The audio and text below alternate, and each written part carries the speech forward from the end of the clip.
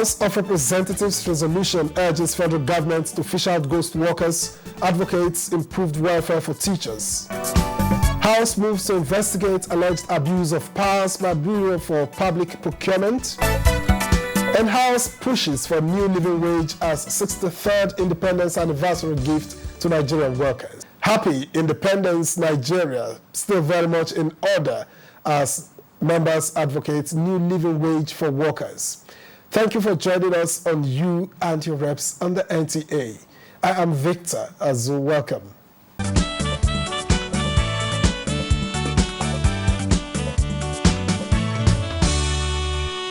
The fifth order of the day. A motion by Representative Ademorin Kuye draws attention to the fact that the federal government's personnel expenses, pensions, and other non-debt recurrent expenditures increased by 241% in 13 years. Aware that the country's revenue within the period received massive hits from debt servicing obligations, the government have little or nothing left for the recurrent expenditure and has resorted to borrowing. The leadership of this House should allow us for the first time to scrutinize personnel costs and recurrent expenditure in the next budget that's going to be presented to this chamber. Those in support of this motion say aye. Those against say nay. The ayes have it. Lawmakers join in celebrating teachers, demanding their welfare and well-being. Teachers who have taught us to be good citizens of this country. We salute them for their patience, for their perseverance, and their care. And I'll also urge the federal government to use this day, at least, to do something special for our teachers, particularly their welfare and their whole entitlements. The debate continues on the nation's 63rd independence with calls for national reawakening. While we congratulate ourselves for the developments and achievements we have made so far as a democratic nation, we must not also avoid to speak to those points that may not necessarily be interesting. The House passed a resolution to immortalize the designer of the Nigerian national flag, Pa Taiwo Akinkunmi, by urging the federal government to declare 29th August annually as National Flag Day in commemoration of his death. Also urge the federal government to direct that the flag be flying at half-mast in all government institutions on the day of his funeral, and give Pa Taiwo Akinkunmi befitting state burial. Urge the federal government to immortalize him by naming a national asset after him.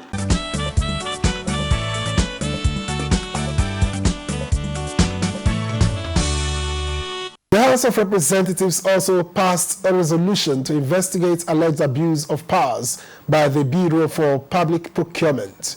The House frowned at indiscriminate issuance of certificates of no objection by the BPP to contractors handling critical projects, saying this has led to increased cases of abandoned and failed projects across the country.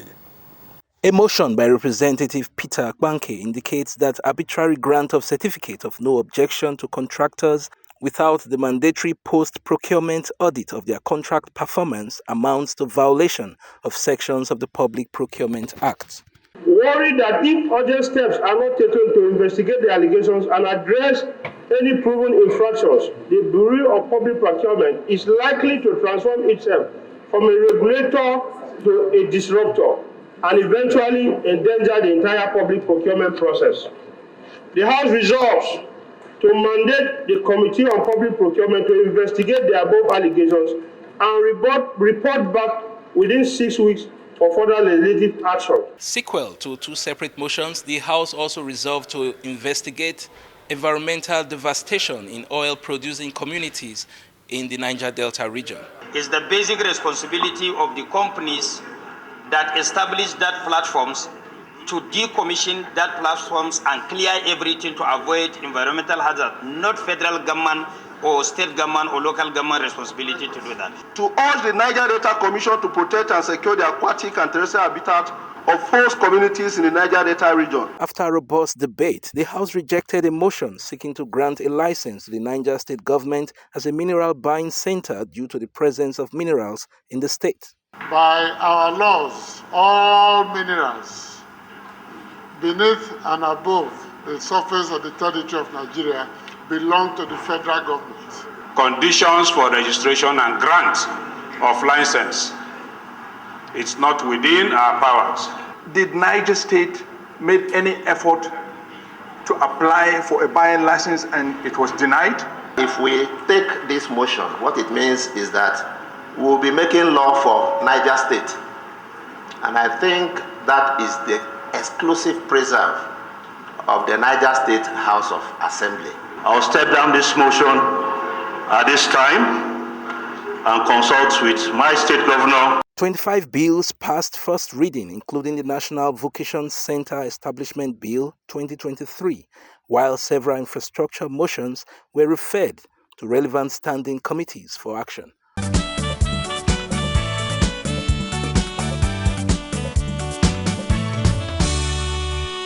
Meanwhile, the House of Representatives says a new living wage is one of the best legacies the federal government can give to Nigerians in the spirit of the nation's 63rd independence anniversary. Members of the House expressed the need for the political class to pull together in addressing the numerous challenges confronting the nation. A pledge to Nigeria. Plenary resumes after the Independence Anniversary holiday, and House Majority Leader Julius Ihonwuri leads the debate on Nigeria at 63 and the need to walk the talk in addressing national challenges. Urge the Nigerian political class and leaders in general to sit up, refocus, re-strategize, and work together to make Nigeria a better place for all. If we want to ask ourselves the sincere question, are we truly independent? I'm sure that you know the answer. Politically, yes. Economically, the answer is no. We need to stop the brain drain and we need to stop the mineral drain. And go back to the former glory of unity, prosperity, and security. The way forward in addressing the issue of insecurity and other economic challenges is technology. I think it's for the Parliament now to take it upon itself, led by the Speaker, to have a new living wage for Nigerians in the shortest possible time. Lawmakers called on the police and security forces to intensify efforts to rescue 7 corps members and others still in captivity in Zamfara State, as well as curb the spate of insecurity and banditry in the northwest geopolitical zone. And deploy personnel and intelligence capability to secure the immediate and safe release of the 7 abducted corps members still in captivity. Also concerned that an alarming surge of abductions is currently unfolding within my constituency, that is Gusau Taipei in Zamfara State. There has been a deeply troubling upswing in abduction incidents. Particularly distressing is the occurrence that transpired on 22nd of September 2023 when heavily armed bandits stormed off-campus female hostel at Federal University, Gusau, and abducted 40 female students. Mr. Speaker, out of these 40 female students, only 13 were so far been rescued by the military.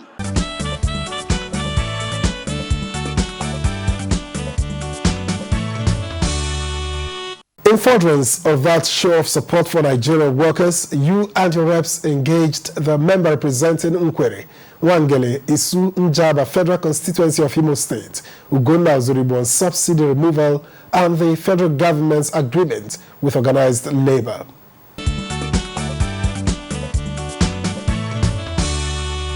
There's a 25,000 that will be given to people, conditional cash transfers to cushion the fare. That one will get to even non-informal sector, not only to government, but for government, public servant have been increased to 35,000, which is good, which is okay, but that is not the concept I want for fuel subsidy.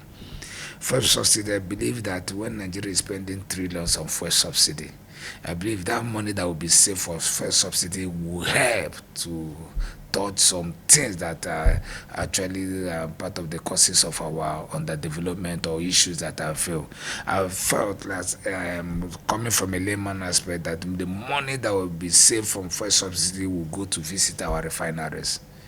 Maybe let's say in a quarter, the money saved from fuel subsidy in a quarter can go and fix one refinery. We'll start to refine our products. We start then the other, maybe next quarter, the money spent saved on fuel subsidy, we use to tackle our power sector. The other the money saved on the other quarter, the money saved on subsidy will go to another vital stuff in the country. Maybe transportation system, improve agriculture. And I was believing that these savings that we're going to make from this oil and fuel subsidy, we'll use it to tackle things in the country. Maybe within a year, the 4 quarters in a year, we'll look at one refinery, get one refinery working, get our power up, get things going, our educational system improved. Then maybe the next year we'll take another refinery. I was telling people that give Nigeria 2 years, that all our refineries will be on. The power sector, electricity in Nigeria will be no light, or like people say, will be thing of the past. But the issue of first subsidy now, and all these savings, now pushing us so hard, moving the money to as conditional cash transfers, then the salary increment is good. But it's like what we had the last time, Nisara Bank, CBN were giving money to people as conditional cash transfers. You see people will take money, do this, do that. Some people will utilize that money. But most of that money were still used the way things comes up. Because if you don't tackle the problem will still be facing you. Because if those trillions that were spent were invested into our refineries, today we won't so much depend on importation of oil. And the why is going up is because of the exchange rate going up. So you can see that we're still where we are. And somehow, first subsidy has started coming from the backyard. Because there's no how. If you don't subsidize fuel today, the exchange rate going up every day, like we've seen in diesel. I hear about people buying diesel as much as 1,100 per liter. But I'm happy the federal government said they have removed VAT on diesel. But let's pray whether it will come down. How will businesses operate? How businesses go on? How will they survive when you go to buy diesel 1,100 per liter? How can we go there? So you can imagine, if we don't bring back fuel subsidy, no matter how, maybe do a supplementary budget now, and with the way dollars are moving, maybe tomorrow you see that you'll be buying fuel for 1,000 naira per liter. That increment in salary will not still be there. But let's tackle refineries. Let's tackle the energy. If we have tackled our power sector, and let's say Nigeria, we can talk about, let's say, if not 24 hours light, maybe have minimum at least 18 hours light. Do you know how much will be saved in buying diesel to run companies? Because most factories will run on big machines, and you require diesel to power the generators. Do you know what you will save in that sector? If we get our refineries working, if we get our power sector on. So that is it. I believe the government should still do more in terms of funds that we are saving from fuel subsidy. If we know that we have cut off the much money that we use in doing the subsidizing fuel, we can invest it into the economy. I'm not in support of the 25,000 coordinational cash. You give somebody 25,000, you go to the market, maybe that month you buy one bag of rice, 50,000. If you are depending on that 25,000, you have taken that rice on credit. Maybe deposit. No, I'm telling you, maybe talking as a trader, you deposit 25,000, then you tell them next month to come and take pay the remaining of 25,000 because you have hope that there is 25,000 coming to you for 6 months. After that 6 months, what happens?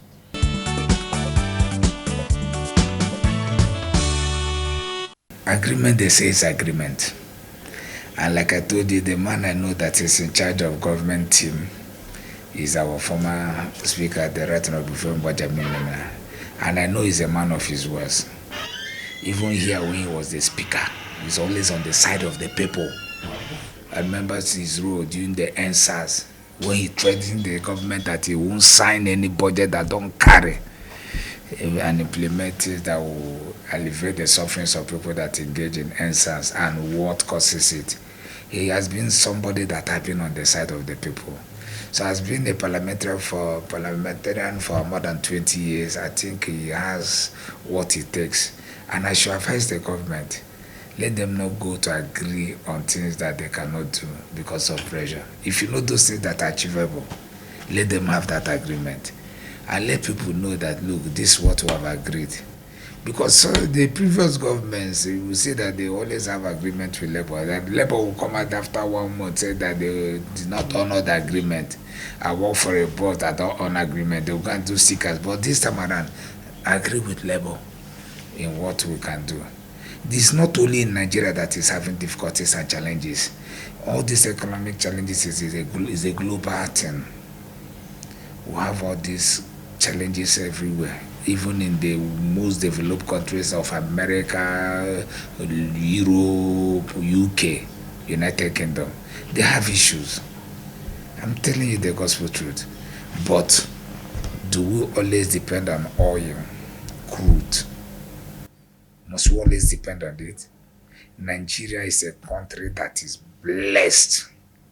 We have the best in everything we do. The crude we have best. Our vegetation is the one of the best in the world. If you talk about our timber, the best. Oh, Nigeria is a country that have more than 50 mineral resources. How much is Nigeria making with all this mining? The gold, the lithium, the uranium.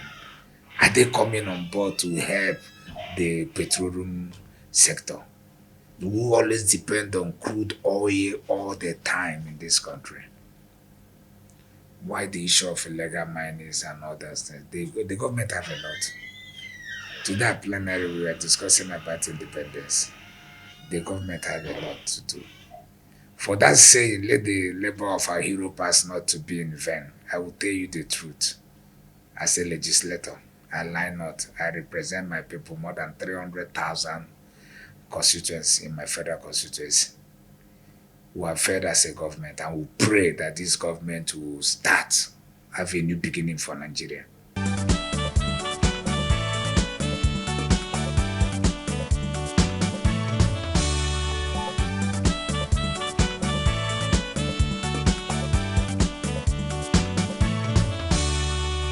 Now, the word motion is one of the commonest in parliamentary setting.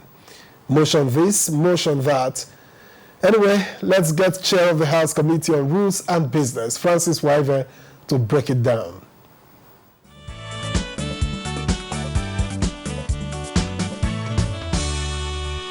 A motion is an intendment by a member of parliament with a view to persuading government, either a ministry, a department, or an agency, to do something in public interest. A motion should normally carry the prayers and vision and burdens of the people to government. Usually it's persuasive. It's not like a bill that is a law. So it's not something that the executive arm is mandatorily forced, to implement. But a motion is written in such a way that the House is persuading the executive arm of government, the legislature is persuading the executive arm of government to take a particular action in the public good. This is what a motion really is. And there are different types. There are some that would involve setting up investigative committees. There are some that would involve just asking a ministry to do what they ought to do, or drawing attention of government to an abnormality, So, and motions usually contain prayers, what you desire. But other than general motions, there are some motions that are joint motions of we run a bicameral legislature. So there can be joint motions. They give effect to, particularly when you have a joint committee resolving an issue.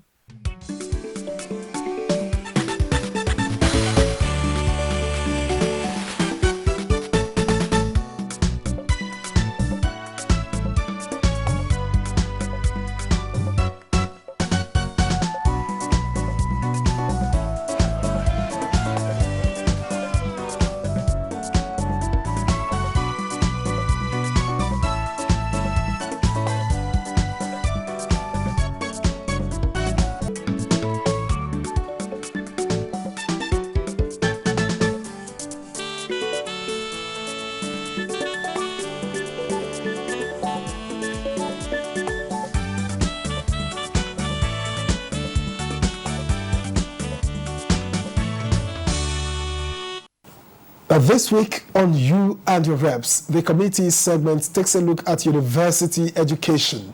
Chairman of the New Look Committee on University Education, Abubakar Fulata, speaks on the committee's desire to get the best out of university education in the country. Oversight the ministry responsible for education, oversight of all the 51 universities, federal universities, as approved and accredited by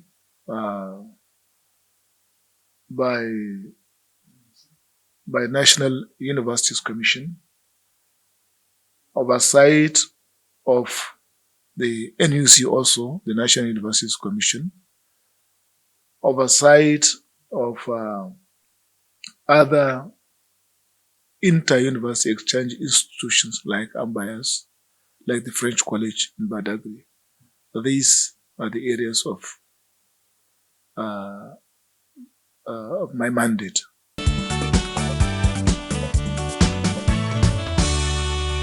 Education in general in Nigeria is facing serious challenges arising from inadequate funding of a lot of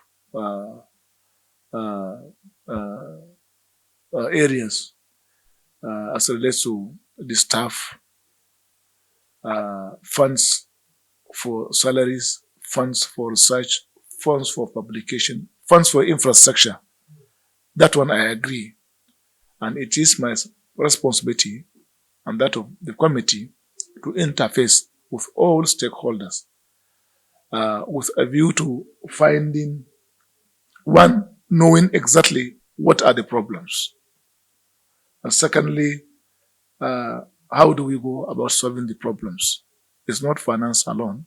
There are a lot of other issues, but those issues can only be ascertained when, as a new committee, when we sit down with all the stakeholders, brainstorm, and arrive at what we can do effectively.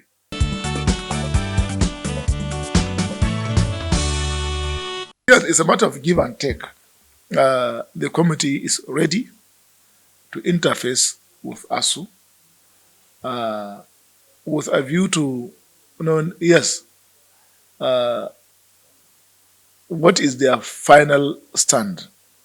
They are already back in classes, so it is assumed that reason has prevailed and we can take the issues in piecemeal. These are budgetary issues, and considering the commitment of the new government towards education, I'm sure the issues can be resolved amicably.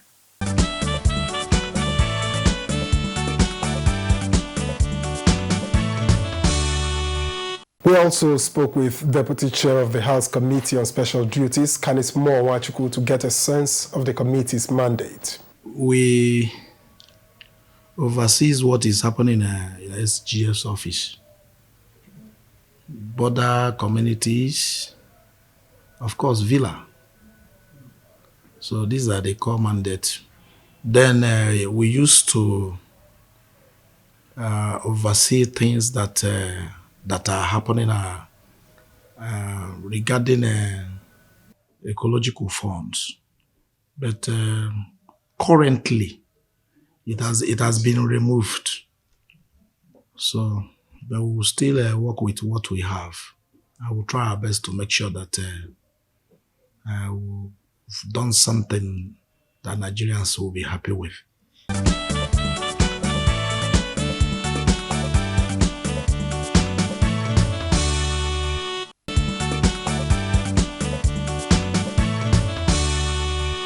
I'm a member of ad hoc committee on ITF, Industrial Training Fund, and a member of committee on gas flaring. Then the committee that really investigated and that are still investigating on the issue or how do I put it, disparity or sensed, perceived anomalies that happen when NNPC acquired the OVH. I am equally a member of such a great committee. And I remember that we left here tentatively 2 weeks ago for Lagos for us to visit some of their facilities to try to unravel such a disparity. Though when we got there, we visited some of their facilities, and we noticed that what they told us wasn't exactly what happened. There was such acquisition, and it was thoroughly handled with certain information and what we saw when we visited Lagos and some of their facilities in Lagos. So the committees are, we have a whole lot of committees here, and all the people that are assigned to man them are really doing very, very well. For instance, the one of ITF, Industrial Training Fund, which is being manned by Honorable Emmanuel. By the time we submit our report, Nigerians will be shocked with what we were able to, achieve.